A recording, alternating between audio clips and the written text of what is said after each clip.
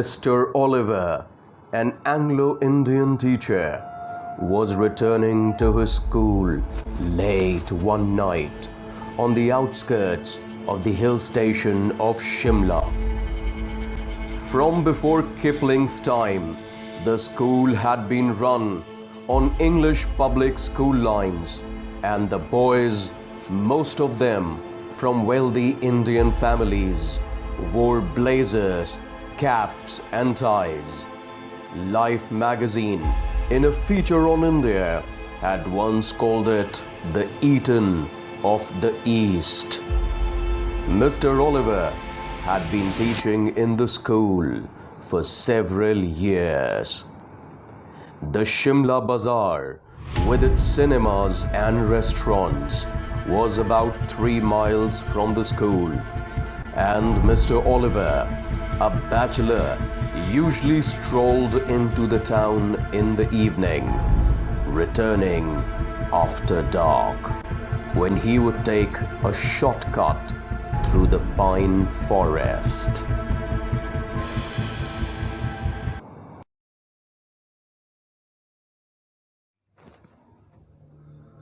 When there was a strong wind, the pine trees made sad, eerie sounds that kept most people to the main road.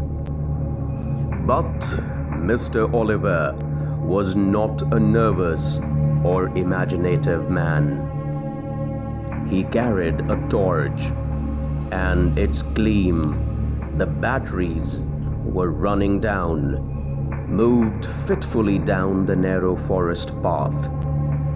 When its flickering light fell in the figure of a boy who was sitting alone on a rock, Mr. Oliver stopped. Boys were not supposed to be out after dark. "What are you doing out here, boy?"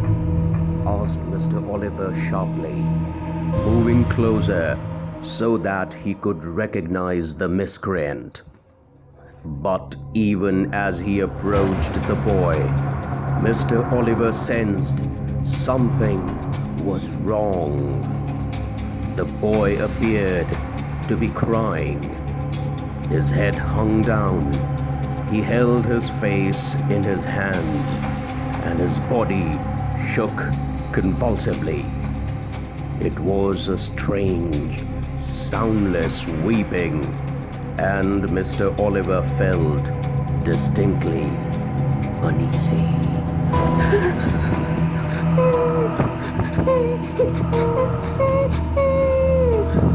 This is how the boy was crying.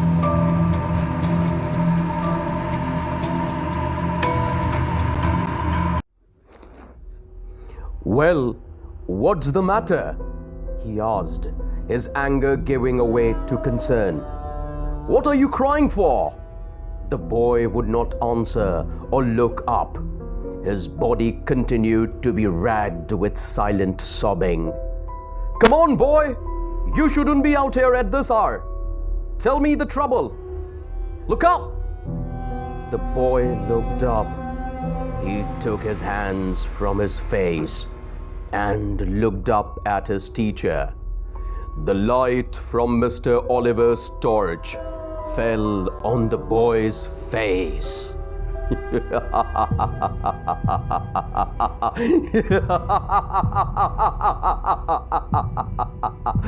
If you could call it a face. It had no eyes, no ears, nose or mouth. It was just a round, smooth head with a school cap on top of it. And that's where the story should end. But for Mr. Oliver, it did not end here. The torch fell from his trembling hand. He turned and scrambled down the path, running blindly through the trees and calling for help. "Help! Help! Someone help me!" He was still running towards the school buildings when he saw a lantern swinging in the middle of the path. Mr. Oliver stumbled up to the watchman, gasping for breath.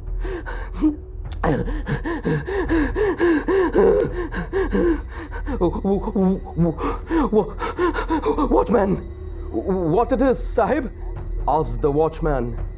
Has there been an accident? Why are you running?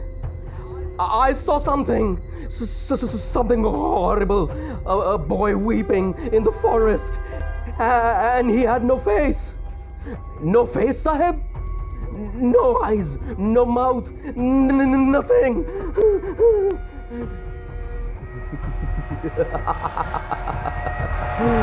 Do you mean it was like this, Sahib? Asked the watchman and raised the lamp to his own face.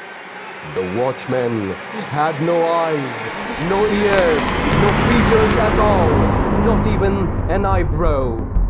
And that's when he blew the lamp out.